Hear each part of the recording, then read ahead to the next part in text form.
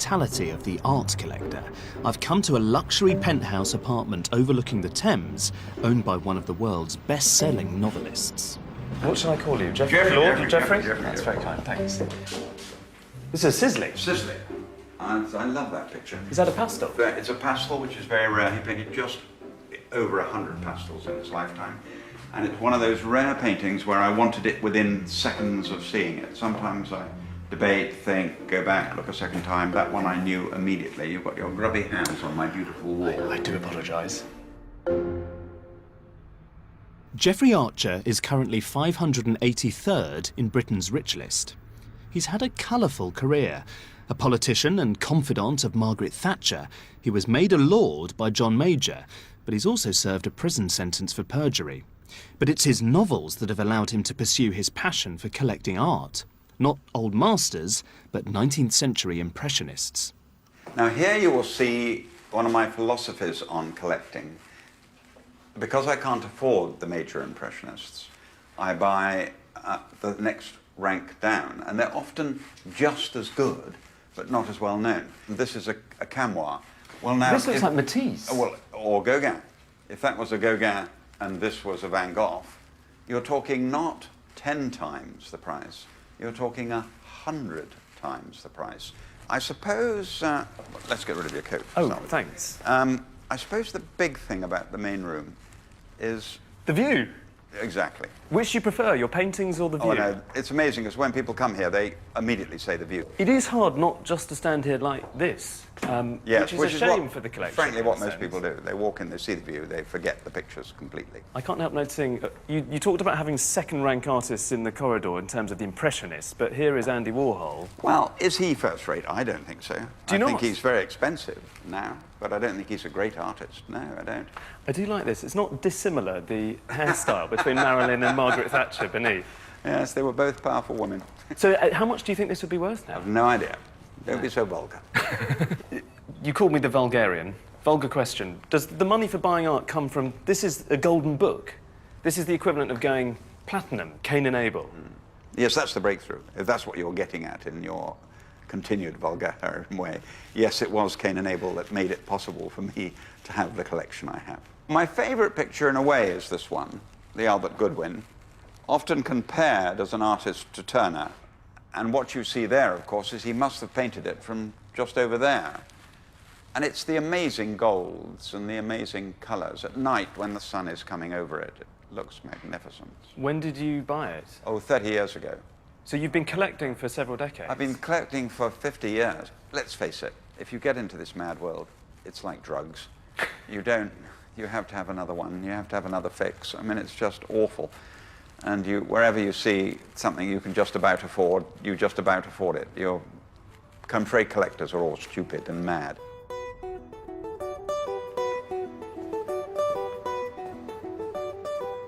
And collectors really go mad for the artist at number 7 in our top 10, and I'll explain why we've jumped to 7 in a moment.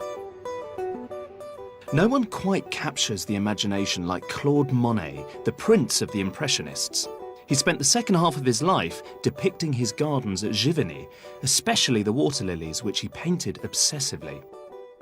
Most of them are in museums, so when a good one comes on the market, it creates a frenzy. In the room against the telephones at 28 million now. Here of you, 28 million pounds, 28 million 500,000. 31 million 500,000. At number 7 in my top 10, it's Monet's Water Lily Pond, going for $80,379,591. And I'm with Tanya Poss, who bid for the painting and won.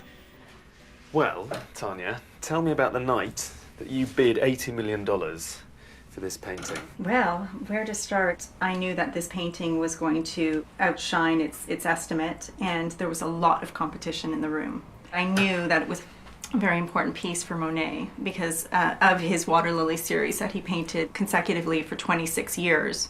Although that's the question I wanted to ask, because there's so many of these paintings. What's special about this one that means it's worth so much? First of all, of his late water lilies, few are signed, and this is a completed late version signed by the artist. We should make clear that you weren't buying this for yourself, you were buying this for somebody else. Yes. Who are you buying it for? I will never say. God, it's tantalising stuff. Confidentiality is part of my job. What is it that motivates some of these collectors to spend this amount on works of art? Well, I think the people I work with are surrounded by quality in their lives, so why would it stop in their art collecting? They wish to have the very best, and they want to be surrounded by the very best, whether it's their home, their car, their planes. I mean, it's just the way they live their lives. Take a good look at the painting. It's appeared only once in public in the last 80 years, and since the auction, hasn't been seen again.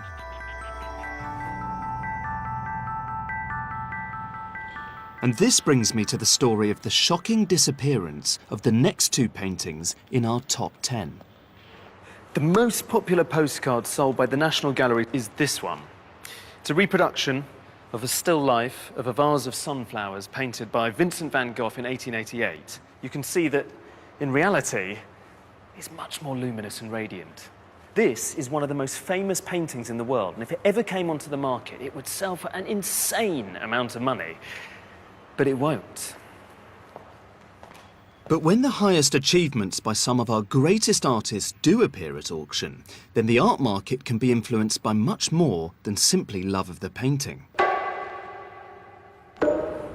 That's exactly what happened in the heady days just before the stock market crash of 1990, when two paintings sold within days of each other, Vincent van Gogh's portrait of Dr. Gachet at Christie's and Au Moulin de la Galette by Pierre-Auguste Renoir at Sotheby's. Number 8 and number 6 in my top 10, purchased in a mad 2-day spending spree by the same collector. In the late 80s, buying art had become a muscular, masculine pursuit. Buying the best was like big game hunting, only to be attempted by the bravest with the deepest pockets. It was a rampaging bull market, and prices were being forced up by the new kids on the art block. The Japanese. Hold on, everyone else. $71 million, congratulations. The man with the biggest wallet in the room was a paper tycoon, Ryohei Saito. Intensely eccentric and secretive, no one knew whether he'd bought both paintings for love or solely as an investment, because he spirited them away, out of sight even from his own family. The man who sold Portrait of Dr. Gachet is legendary auctioneer Christopher Burge. 17 million. He sold more of the paintings in this film than anyone else. 50,500,000. I want to discover more about the role and power of auctioneers and how they steer prices skywards in all the excitement of the auction room. Fair warning and selling. This is the Woods Room, which is the second of our sale rooms here, the smaller of the two, where we conduct most of our auctions. I would say 90% of all our auctions take place in here. And this, of course, is the room in which we are about to give you an auction lesson. This is where I'm going to learn the trade. This is where you're going to learn the trade. A large staff will be assembling fairly soon to act as bidders, telephone bidders, sales clerks, and the rest of it, just as if it were an auction. I thought it was just going to be you and me. No, no, no, no, no.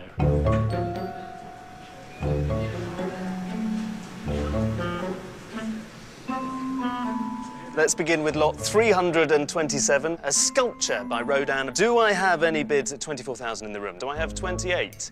Thank you, madam. $28,000. No, $30,000. Thank you even more. I tend for months before these big sales to have anxiety dreams about the auctions. Do you still get nervous? Oh, God, terrified. More so, actually, the more I do it, the more nervous I get. Do I have $150,000 in the room? Someone? Anyone in the room? Anyone at all? I'm not getting much love from the room. Our dealers, collectors, hangers-on, most of them, frankly, would love to see something go wrong. It's quite gladiatorial, the whole thing. You get the feeling that the thumbs are sort of like this and will very quickly go like that if the auctioneer makes a hideous mistake. Would you like to pay $55,000? It's against you, sir, at $55,000. I know your habits. I can sometimes get an extra bid. $55,000? Just $1,000. Once you get into the swing of the auction, it's easy to lose sight of the numbers and the reality of the sums at stake. Sold to this madam, this lady over here, $58,000. But as Burge concedes, occasionally prices in the auction room are not just about the paintings. Doesn't it happen in auctions that sometimes prices go so high that people afterwards applaud? Only once was there ever sustained applause for a lot that I sold, and that was for the Van Gogh portrait of Dr. Gachet. When it was sold, and I hammered it down at $82.5 million, which was then the world record price for any work of art, there was sustained applause. People leapt to their feet, they cheered and yelled.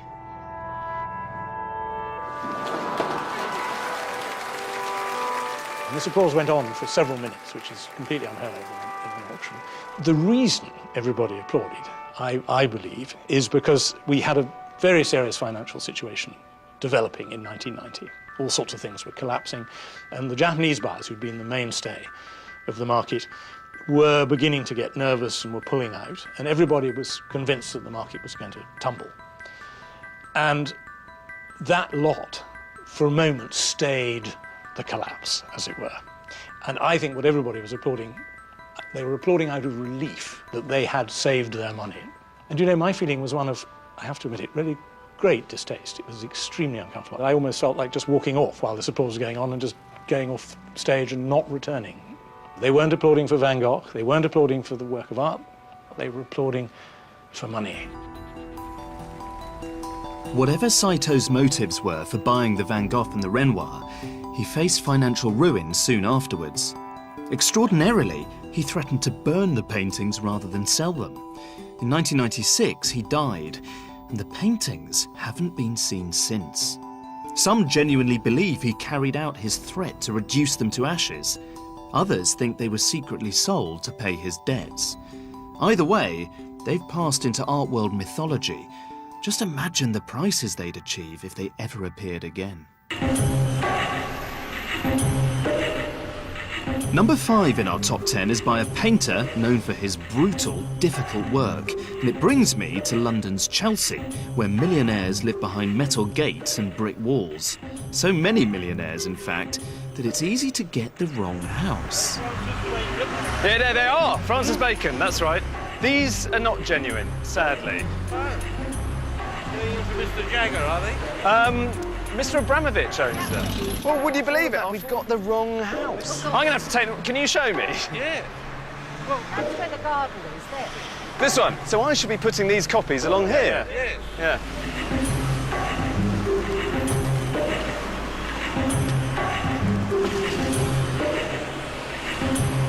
A triptych is a series of 3 paintings. That's 2. I have a third. And this one is by a famous British artist called Francis Bacon that sold at auction in 2008 for $86,281,000, which puts it at number 5 in our list of the most expensive paintings in the world. And there's a reason why I'm propping them up against a wall in Chelsea in the middle of London. Behind me is a house that belongs to the Russian billionaire and owner of Chelsea FC, Roman Abramovich. And the rumours are that he bought the real triptych back in 2008. I have a very strong hunch that the real triptych is actually hanging in that house behind me. At number 5, Francis Bacon's triptych, which sold at Sotheby's in New York in 2008. Bacon's paintings are rising fast. Another work went for 3 times its estimate earlier this year, but they're not easy to look at. Bacon was a hard drinker and heavy gambler who painted a series of grisly triptychs, and this is one of the goriest and best. Just look at those horrific winged creatures pecking at a mangled carcass. You'd have to be made of stern stuff to enjoy staring at this above your mantelpiece. Maybe Roman Abramovich bought the triptych to impress his girlfriend, Dasha Zhukova, who recently opened an art gallery in Moscow. His purchases have not gone unnoticed. He also paid a record-breaking price for another artist, Lucian Freud, who's now officially Britain's most expensive living artist, thanks to Abramovich. Roman Abramovich is notoriously shy and declined my request to have a look at his mantelpiece and stare at his Bacon. I have tracked down the daughter of another oligarch, though, Maria Bybakova, herself a collector, to find out why Abramovich and the oligarchs are descending on the art market. During communism, we actually couldn't go out and buy